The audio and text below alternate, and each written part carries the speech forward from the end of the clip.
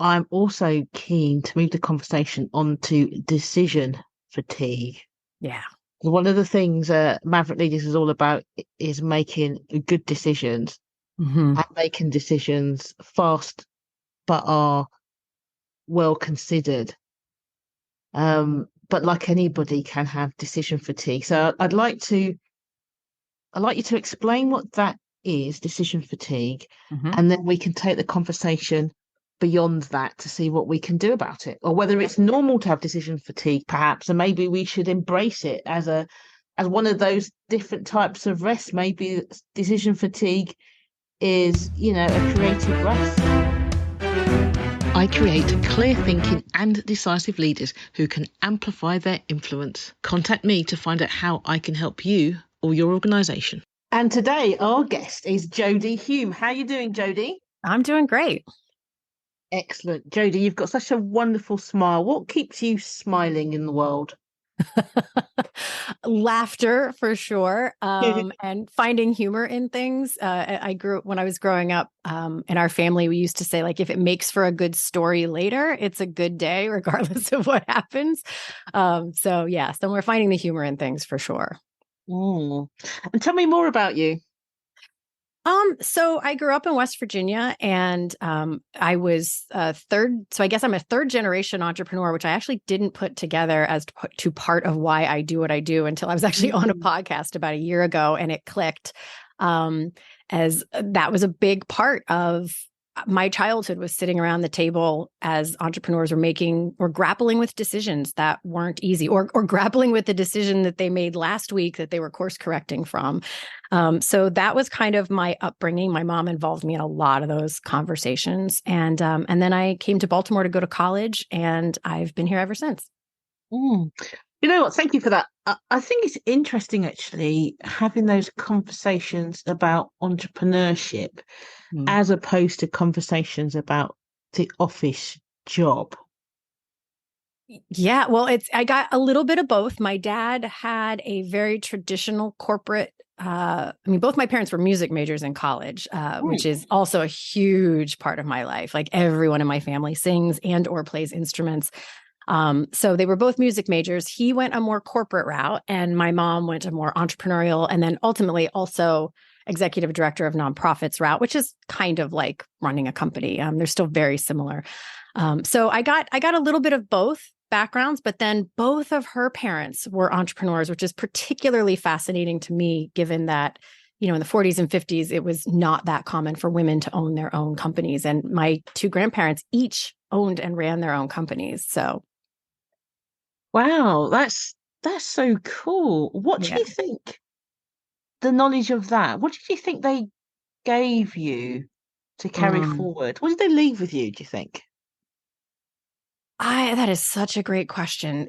I think it all comes down to the, like, navigation aspect is the word that pops into my mind. Like, when you are an entrepreneur, when you are running a business that doesn't exist. So I'd say, like, this is slightly different if you're running like a franchise, because that is pretty well laid out for you. There is a bit of a map there. I think of franchises as kind of in between the two worlds of corporate and running a business. And when you are creating something that doesn't exist, there is no map. And sometimes you can wish there's a map, but there's no map. And what you need to lean into is more like orienting skills, like being Mm. able to read the sky and look at the landscape and figure out what has to happen. And it also means that there aren't right answers, that you just have to sort of take a step, and then it's almost like in chess, you move one chess piece and the whole game changes. And while there's absolutely value in being strategic and planning and, looking what the next 1, 2, 3 years is going to look like, it also comes with this very deep knowing that is probably not what the next 1, 2, 3 years is going to look like. And so you have to hold all these, like, competing truths at the same time, and know that you're just constantly course correcting based on new information and new circumstances and new obstacles and new opportunities. And so you can't hold too tightly to what you're trying to accomplish. Mm. I'm loving that. Okay, so tell me then, what are the three leadership myths that make it Yeah. harder to get stuff done? There's a bunch of them, actually. I find a lot of sort of platitudes about leading and growing companies are often really vastly reductionist, wildly oversimplified, and frankly kind of damaging sometimes. But I picked my top three. My first one is sort of raging against the entire idea of hustle culture. And this piece of it can, and this applies in any kind of work environment, frankly, life in general. This piece can get really not heard at first if what is heard in it is sort of this softer, mushier kind of self-care is important and sleep's important, things we know but we just ignore or just blow off as like, yeah, but I can persevere. You know, there's a lot of language around grit and hustle and perseverance, and those things are absolutely important in any kind of career and business. But I'm kind of a neuroscience geek, and there is very real neuroscience around this. And that is, so executive functioning, which anyone's not familiar with that phrase already, executive functioning is the higher level thinking that we think of is synonymously with, doing well in business or anything in the world, which is prioritizing and focus and, making decisions and good judgment and how to strategize. I think I said that one already. They're all those like higher level things that we know we need to be really good at in order to accomplish big goals. And so there's a lot of focus on that. And then also grit and hard work and perseverance, as if those two things go together and make success. And they do, kind of, except a very lesser known piece of neuroscience is that, and I'll elaborate on this a little bit, emotional and energetic regulation. So our ability to regulate our own emotions and then our need for like rest and renewal and sleep, those two versions of regulation actually sit metaphorically underneath of executive functioning. They are prerequisites. So before or under, I think of it in a couple different ways. If those two things are out of whack, that is when you get in big time into decision fatigue and making terrible judgments and all these things that can go sideways. And they actually, having those in place, give you the foundation to then be able to do the thing. So I have often, some of my earliest memories with my mom talking through things were, she'd be talking about a business problem, and there is just, so I've been learning this since I was like 5 or 6. There is such a difference in someone's energy between whether, down deep, they know it's a bad idea, or down deep, they know it's a good idea, but it's just scary. Those are like two things that come up a lot. But there is this other version where I would just know she was tired. And when you are tired or run down, you literally do not have access to that, smarter, more nuanced, more capable part of your brain in the way that you need to. And so I remember saying to her, like, I really think you should just get a good night's sleep. Let's talk, let's hit it again tomorrow. And so often I find this with my founders.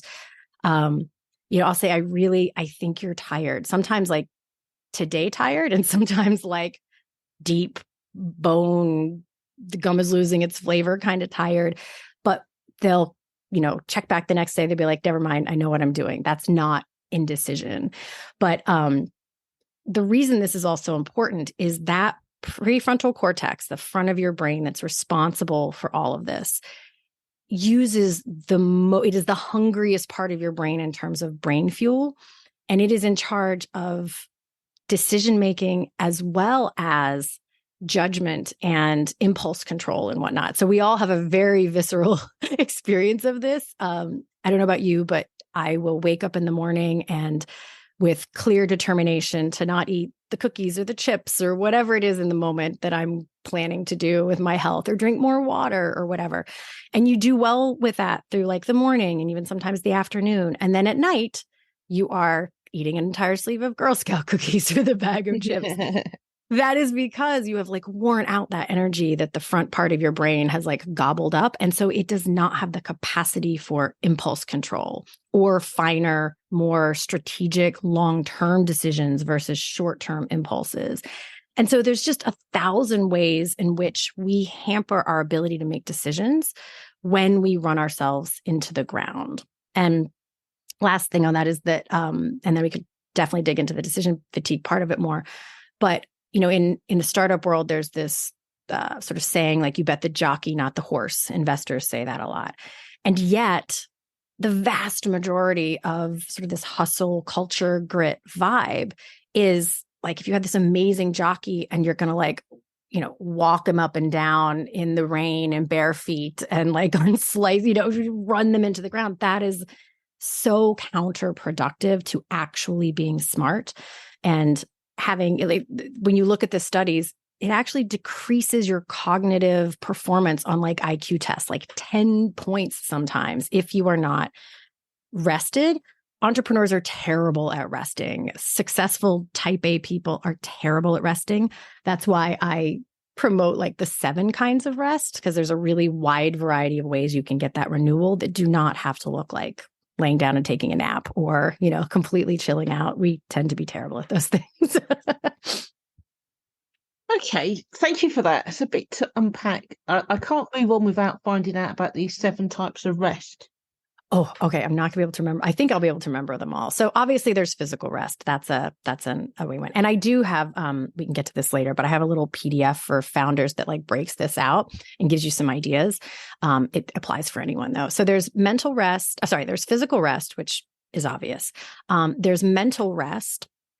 There is creative rest, which can be the obvious things like drawing or painting. It can also be getting out into nature, like walking in nature and just being out in space like that. There's social rest, which is especially if you lean towards the introverted side, but also extroverts, because it's not just about have I over peopled, but it's also about the particular energetic contribution of the people that you are around. So are they people who give you energy or drain energy? And so getting the kind of social rest, whether that means renewing with people who fill you up or whether it means having some alone time, that's social rest.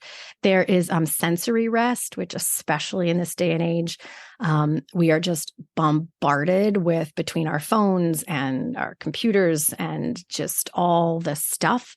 Not only is that exhausting in all the ways that we already can just naturally feel, but what that does to your dopamine, and your oxytocin as well, but particularly dopamine, it can really mess with that and it dysregulates the nervous system. And a dysregulated nervous system does not make great decisions. And so much of leading comes back to making constant decisions. So anything that hampers that is risky. I think there's spiritual rest, which is different for all kinds of people, but it might be religious for some. It might also just connecting to the bigger picture of where you fit in the world and in the community, feeling like you are part of something bigger than just yourself is really important. It scratches a different kind of itch deep inside of us. And if I missed one, I'm not going to remember what it is right now. But yeah, thank you for that. So we had physical, mental, creative, social, sensory, and spiritual. So there's one more: mental, social, physical. Oh my gosh. Okay. I could look it up while we. No, don't worry. Don't worry. Okay. Don't worry. It's funny because sometimes all this stuff and they just disappear when you get questioned, and it's nothing to be embarrassed about, but it's perfectly human. And I think it happens even more when it's your own stuff. Oh, totally. And to be clear, I didn't make up the 7 kinds of rest. I originally saw it as a TED Talk.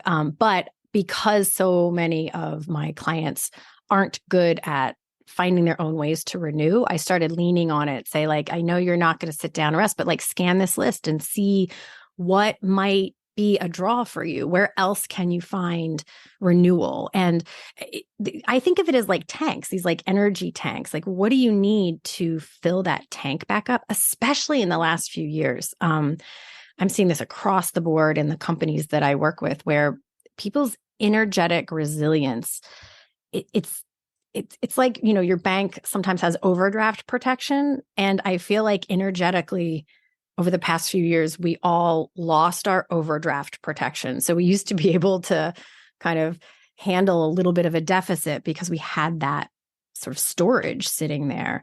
And I think for a lot of people, that storage has just been really dwindled down. And so it's easier to dip down into where you don't have something to draw from. And it shows up, we're not our best in those moments. Our least, I don't want to say our bad behavior, but our least proud behaviors we have come out because at the end of the day, we're a little bit like, we don't ever get over being toddlers. When we're tired or cranky or hungry, we are more short-tempered and we're less able to meet people with the energy that we would prefer to. Yeah, absolutely. And just for completeness sake, I decided to look it up. And that last one is emotional rest. And I quite like that because it talks about the differentiating between those relationships that revive us and those that exhaust us. Yes, that's probably why I probably conflated social rest and emotional rest there. So yeah, those two things together. For me, they're very, very closely intertwined. So I'm not surprised that I mushed those into one. No, one leads to the other. And it's interesting what you were saying, because when you were saying about sensory rest, that immediately made me think of autistic. Yes. Who can be brilliant at stuff, but that sort of like executive functioning changes depending on whether they're sensory overwhelmed or not. So it made me think about that. Absolutely. Sorry, go ahead. God, no, carry on. No.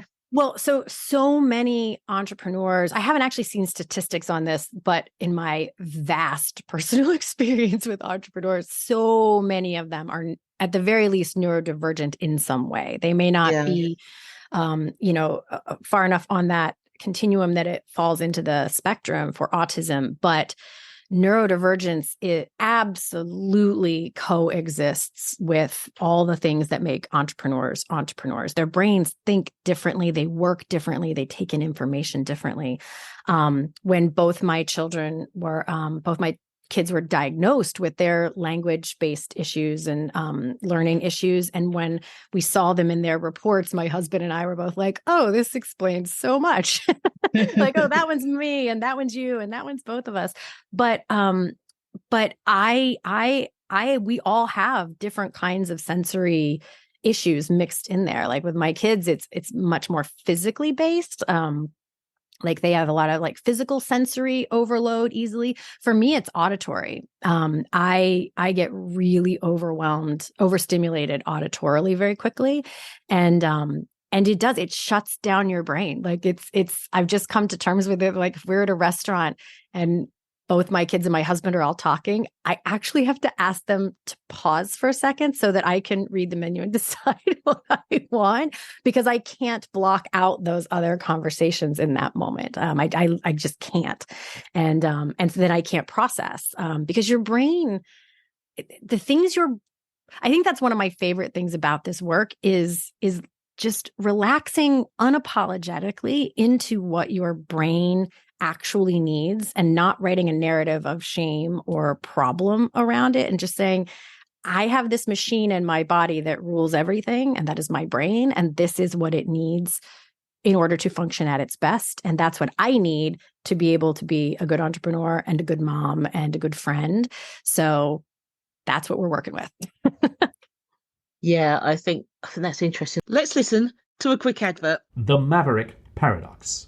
Judith Germain is an author, speaker, consultant, mentor, and trainer, and the leading authority on Maverick leadership. She is the founder of the Maverick Paradox, which supports organizations to enhance their leadership capabilities and to help business owners develop and grow their businesses. Judith enables individuals, business owners, and organizations to improve their impact and influence. She is also HR Zone's leadership columnist, and her expert opinion has appeared in national, international, and trade press. Welcome back to the Maverick Paradox. This is the podcast for the pathologically curious. And I've had a few people who have been on the podcast or have written for the magazine who are entrepreneurs who make the point that their neurodiversity is really good and it has been a benefit to them. And it makes me wonder that neurodiversity is so typical that neurotypical is not normal. It's a bit like what they sort of say about people that wear glasses. So many people wear glasses. Actually, having poor sight is actually really normal, and to have 20/20 vision is actually abnormal. Yeah, there are a lot of theories that it is an evolution. Yesterday I was listening to a podcast, and it was actually on Being, and the woman said the most fascinating thing. She talked about. She just mentioned survival of the fittest. And she said, we always think of that usually in this like competitive, capitalistic kind of way of like who wins, who's stronger, who can beat out the other person. She said, but that's not really what it is. It's fittest, like the ability to create fit, to adapt and be agile, and survival of the fittest who can adapt to create fit with what is around them. And I really do feel like the sort of move towards neurodivergence is us adapting to this changing world. There's so many. When my son was little and I'd watch him play video games, and there'd be four different screens on the same time, and he could watch all four of them at the same time. And that's just not a skill you needed 100 years ago. But all the things about neurodivergence and ADD do kind of lean into that. So I'm not sure chicken egg, whether, which one's coming first, but I think it's definitely. You know what? I'm so with you, because one, as you say, the hard idea of the, survival of the fittest, as you described it, was actually what Darwin was talking about. So it's just that we've conflated that. But I really do think that this neurodivergence is human species adapting to what's needed, because when you look at entrepreneurialism, most entrepreneurs, or a lot of entrepreneurs, do have some neurodiversity. And like when you think about all the creative things that have been made, has come a lot from neurodivergent people. Because that very ability to see the world in a different place is what moves us forward. Well, and if you think about, just even take any given characteristic of ADHD, like people with ADHD have impulse control issues, which can be a problem with not all of them, but some of them do. But closely tied to that is your risk tolerance. So in order to be an entrepreneur, you have to have some amount of heightened tolerance for risk, because that is like a big part of the game. And so it just doesn't feel like a leap of thought and logic to have that perspective, because that is what is driving. And we are in a world that is moving so much faster and changing so fast, that how could it not be? And it does come back. I said in the beginning about the balancing competing priorities. One of the early authors about neurodivergence talked about dyslexia and ADHD as if he said when a kid comes into my office, I tell them, you have a Ferrari brain, like your brain can do things that other brains can't do. It's like, the problem is it has bicycle brakes. And so in order to go as fast as you want on the straight, but not spin out on the curves, we just need to like work on strengthening your brakes so that you can go that fast and not wreck. And so it's just this balance of, it is a new kind of strength. And sometimes it might mean you need to like heighten a different kind of thing so that it's not a problem. But very few strengths in the world don't have a nasty underbelly to them if they're not held in check. So it's just another subset of those. So again, just to complete, so an example, a while ago on episode 251, I spoke to Aaron Liboya, who talked about ADHD being the entrepreneurial superpower. So that is worth checking out. Yeah. And then in episode 354, I spoke to Catherine McCord about the power of neurodiversity.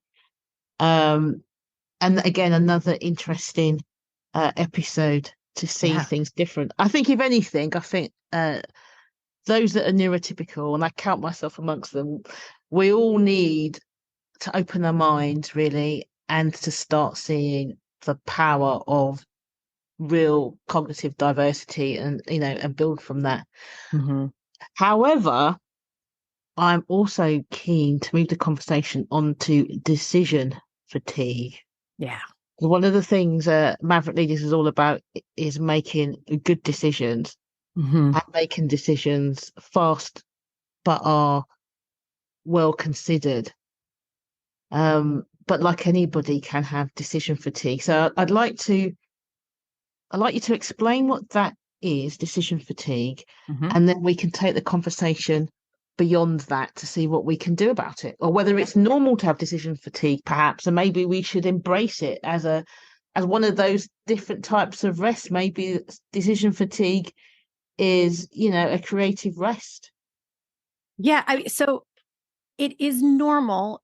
It is much more prevalent than it used to be. And I will say why in a second. I would add it as just a different kind of exhaustion.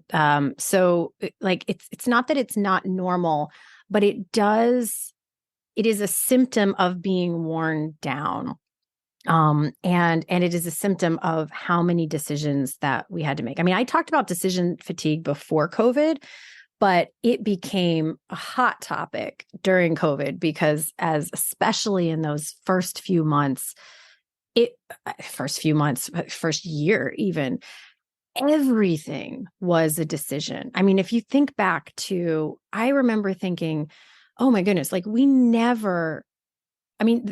actually, here's the irony.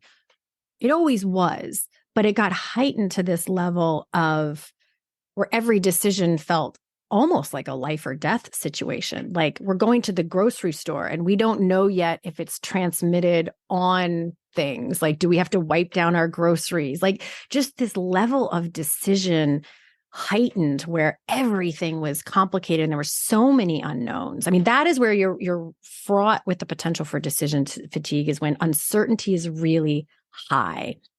And so there's not a lot of things to lean on. Like one of the ways I initially break down decisions, one of like the sort of filters you can run it through just to help you figure out which kind of area you need to focus on is, sometimes people are looking for clarity, and clarity is great if you can find it. It's like the gold standard of decisions. Like if you can find the data or the knowledge or anything that makes, if there's a spreadsheet you can make where at the bottom it's like, bing, choose option B.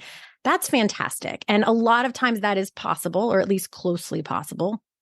So that's one of the things.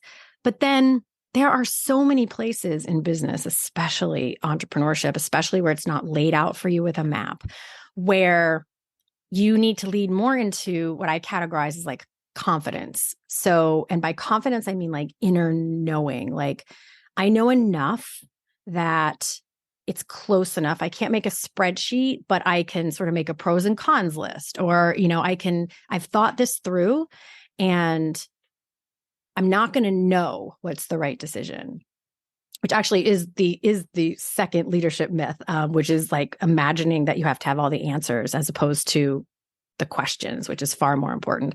But imagining that you can know and so you have to lean on that confidence of, I know enough that I can trust my intuition, I can trust my gut, and I can just take an action and then course correct after if it's not quite right.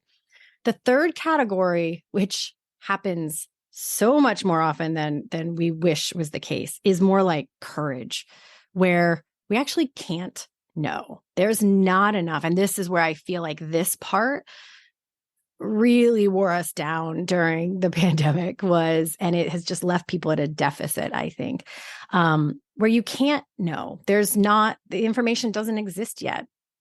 It's not there. There's no way to know what's going to be the right decision.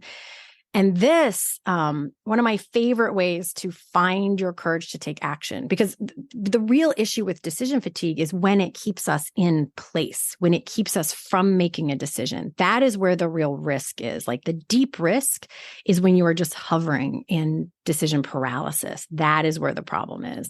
So any kind of action, not a rash decision, but not overthinking. And I was gifted with one of my favorite ways to lean into the courage piece of it and trust that you will course correct on the other side, by a client of mine who's a design professor. And he was just chatting about something random. And he said, my students will ask me all the time, what's a good font for this? Or what's the best font for something? Or is this the right font? And he said, it's almost never about the right font. You just have to make sure it's not the wrong font. And as long as it's not the wrong font, it's probably fine. And I have used that so often with my clients because there are times you can't know. Like there are very few right decisions. If you can rule out that it's not an obvious wrong decision, that is a huge first start to be able to just take action and then course correct. Thank you. So a couple of things there then that throws up to me, especially from your last example. Sometimes we don't need to make a decision. It's like the wrong thing to make a big deal about decision. It doesn't matter. Yeah. So as you said, the part of that overthinking is like, should it be this font? Should it be that font? Should I put a comment? It's like, how much does it really matter? How much thought is actually really required to make this decision?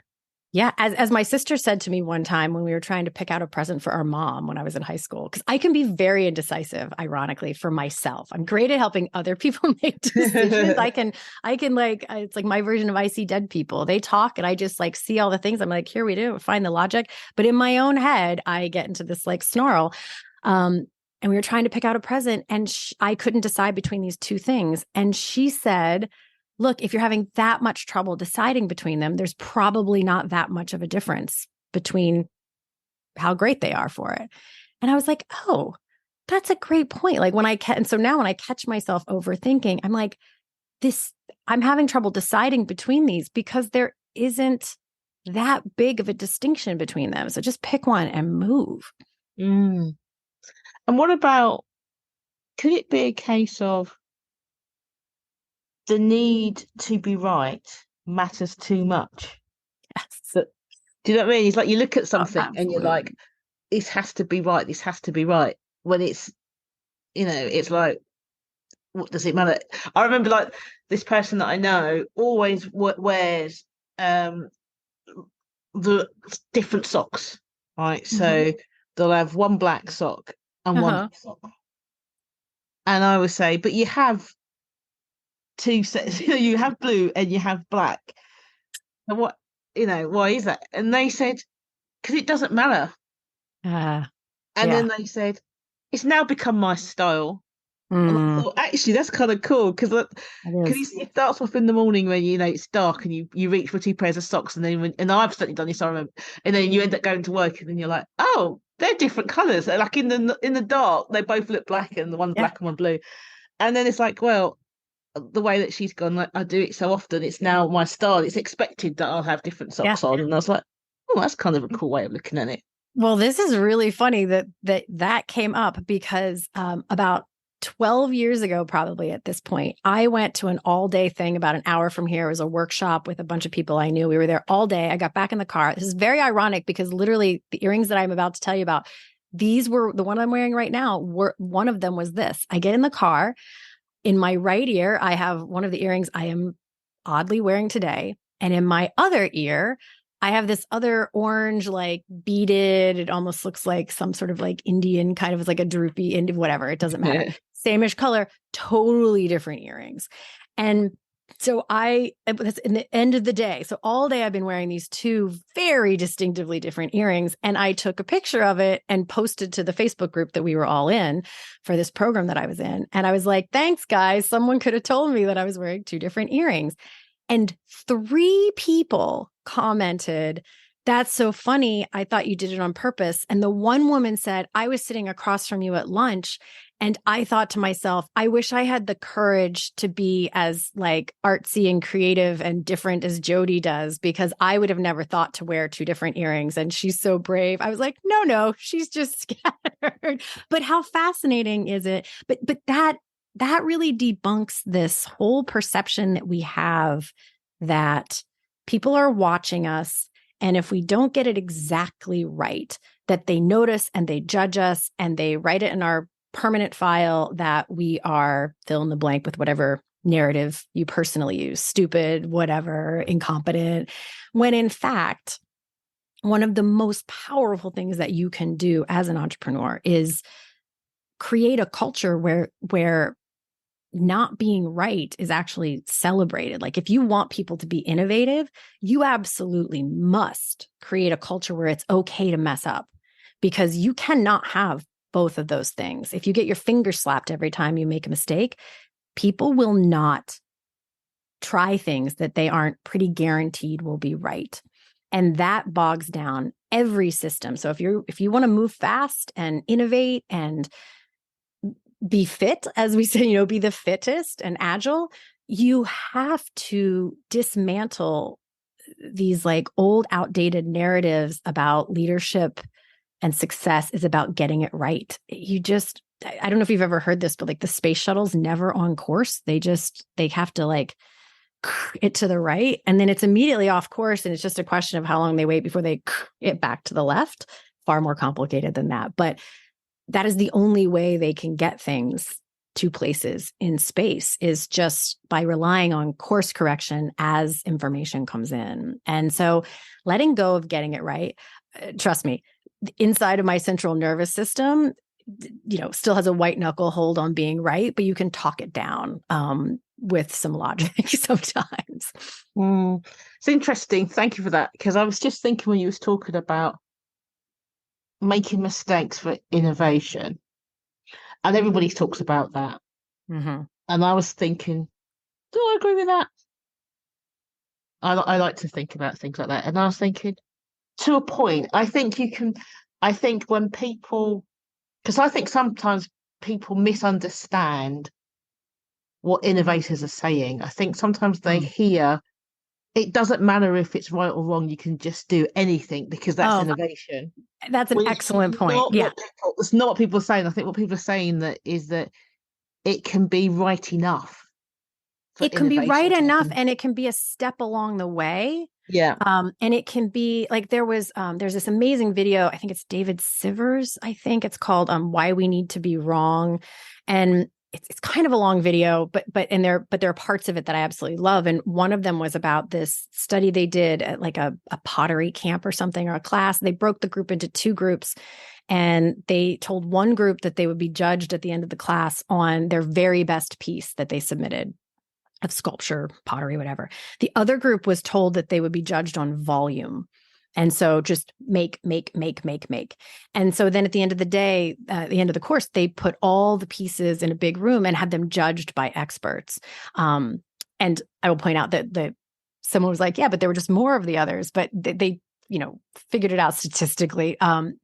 Overwhelmingly, the group that just created without concern for like making the perfect piece created the pieces that were chosen by the judges as standout pieces. And so just I totally hear what you're saying. And I agree. It's funny. I always had this, I always wanted to have like an advice column as this daydream I had for especially my early years.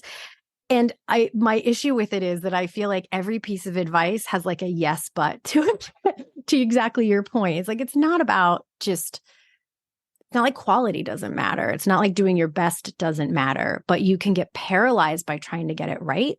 And my kids went to a school. This is my best example of how I think you can do this artfully, is my kids went to a school for kids who are smart, but have these like language issues.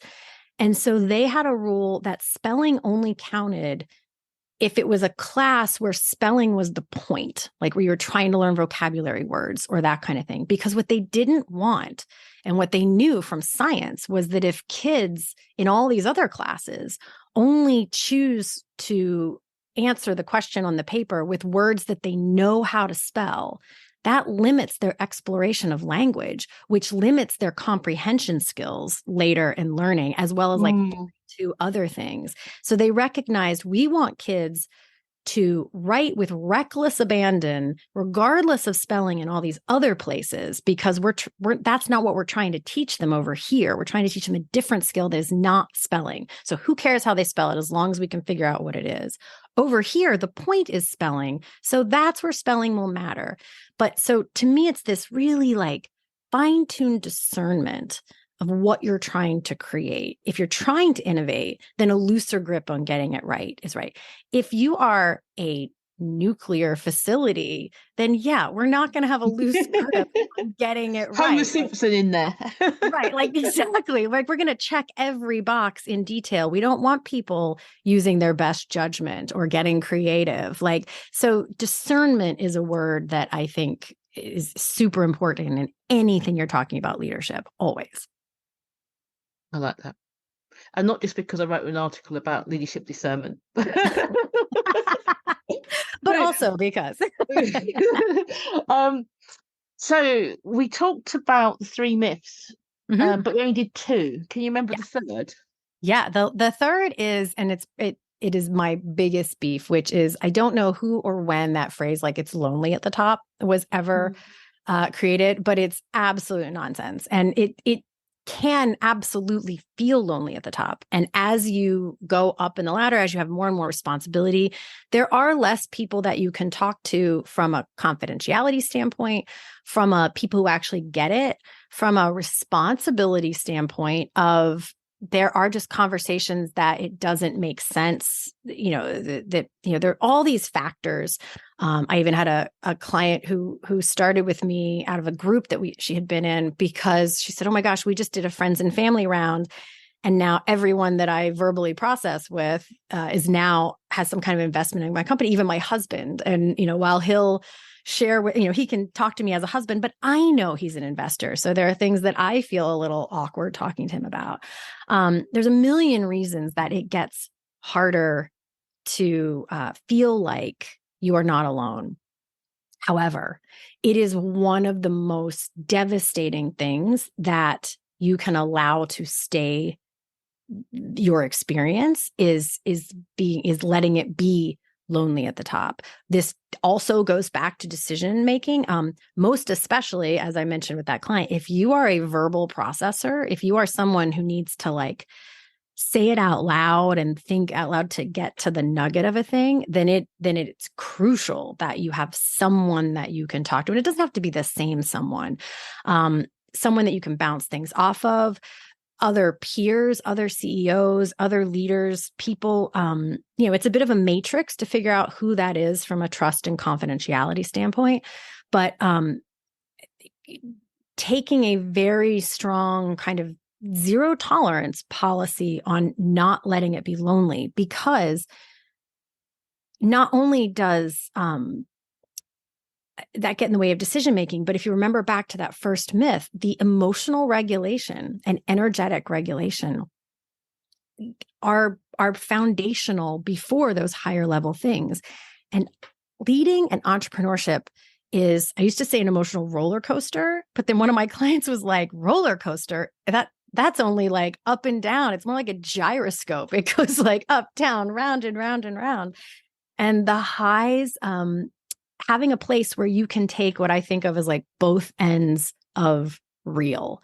So REAL, like the low lows and the self-doubts and the, I just need to sulk or vent. When someone says, oh, I'm so sorry, I'm venting. I'm like, name one place in the world where a vent does not serve a crucial, vital role. Like I have a pressure cooker, and if it didn't have a vent, I would be dead. Vents are important. They serve a purpose, and venting is important for entrepreneurs. And so those things are not indulgent. They are actually part of keeping your system it's almost like energetic hygiene. But what a lot of people don't notice until you've been there is it's also the other side of real too, like the high points. Whether it's, you want to be shamelessly proud of something you were able to pull off that either you can't tell because it's, not broadly, it's a confidentiality thing or just not professional.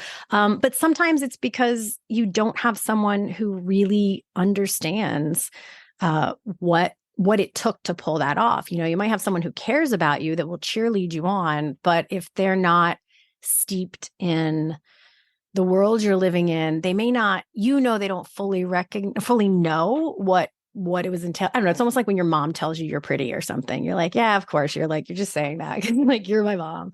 But they don't have that depth of, oh my gosh, like someone else who has been there, done that.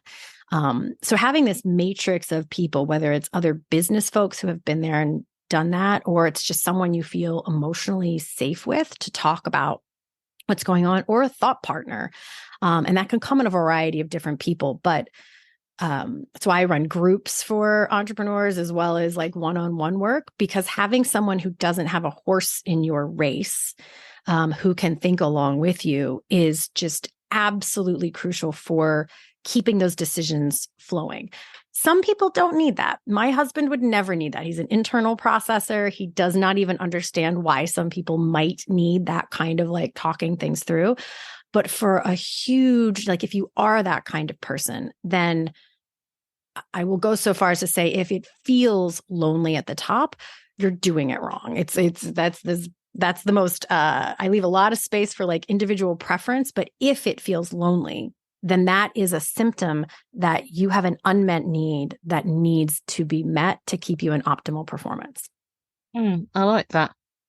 I like that a lot. I have certainly found that if I'm mentoring entrepreneurs and business owners, that ability to have someone that is 100% rooting for you, not only just challenging, but also, as you said, like, oh, I've won an award. That's so cool, Yeah. Because he's saying, and I think there's something that is missed, and I can see why it is felt as lonely at the top, because one, you may not be at the top yet. Yes. So, Yes. Yes. And I find that especially people who used to work in a corporate position and is now working for themselves, their friendships tend to be based with employees who do not understand. Yes. So that it's a case of, I'm not feeling well, but I've got to go to work today. It's like, why take a day off? It's like, I am not getting paid while sleeping in my bed. Is that, the imperative is different. Yeah. So I think sometimes an employee friend will be like, gosh, you're charging so much money, because they're equating your day rate with their day rate, but they're not factoring the time when you're not working or you're selling or you're doing your business accounts or whatever. So then it can be quite difficult to say, or even to say, I am doing so well. This is crazy. I'm taking a whole month off. Yeah. With your friends going, oh, I wish I could be you. Your life is so easy. It's like, that kind of thing. It can be quite difficult, but so it is really important to have, as you said, a matrix of different people. If you haven't got one person, whether that's a mentor or a coach, having different people for different purposes would be useful. I think. Yeah, because I don't think people realize how like once you're running your own thing, or as you've like grown up through a company and become a leader, I don't think people realize. I think they imagine that leaders are getting all these like kudos all the time, and that is rarely the case. Like, it is actually the fact that most often they're hearing what's not working, and people don't seem to understand that they need to hear like, oh, good job. Like it's almost like we think of it as like a parental structure or something. And like only parents tell kids that they're doing a good job, or teachers tell students they're doing a good job, or coaches or mentors. Whereas I don't know Like if I have ever had as joyous as a moment, when I know the specific moment when my son, he was about 7 and I did something, I don't even remember what it was because all I remember is like the glow from my core out when he goes, "Good job, mommy." Like, and I was like, thank you. Like it's like, oh my goodness. And I don't think we realize how much people in positions of, whether you're especially if you're running your own thing and you're doing it as like you're pretty much on your own, you have to have ways that someone is like telling you you're doing a good job. Authentically, it has to be authentic. This cannot be a faux cheerleading, because that loses all its charm and nutrition immediately. But in those moments where something is going well, it is so important. This also goes back to neuroscience, because especially entrepreneurs are so wired. And actually, just from an evolutionary standpoint, our brains are wired to look for the gaps. They're wired to look for what hasn't happened yet, what we still need to do.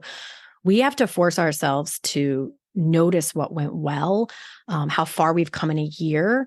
I joke sometimes with my clients, like, progress looks like new problems, because every solution comes with a new set of problems. So, they'll have the same problem for 6 months and all of a sudden there's a different problem. We'll be like, hey, new problems. That must be progress. Yay, new problems.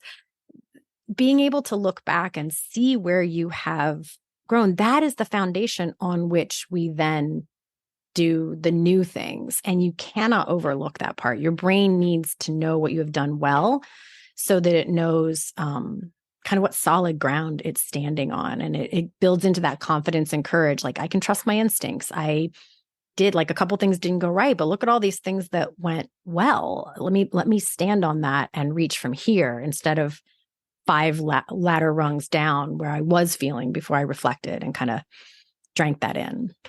Brilliant. Jodi, I think that's a fantastic place to end. And I want to thank you for being on the show. Thank you so much. This was wonderful. You are lovely to talk to. Thank you. Thank you. And thank you out there for tuning into the Maverick Paradox podcast. I am Judith Germain, your host, and I hope you've enjoyed today's conversation. The Maverick Paradox Magazine. The Maverick Paradox Magazine is for the pathologically curious. Written by a swagger of socialized mavericks who are divergent thinkers, the magazine tackles the biggest issues affecting maverick leaders today. You might be a business owner or a leader within an organization who wants to have your thinking challenged, to be exposed to a diversity of thought, or to learn from diverse experts in their fields. If so, the Maverick Paradox Magazine is for you. Join the swagger at themaverickparadox.com and engage in the conversation.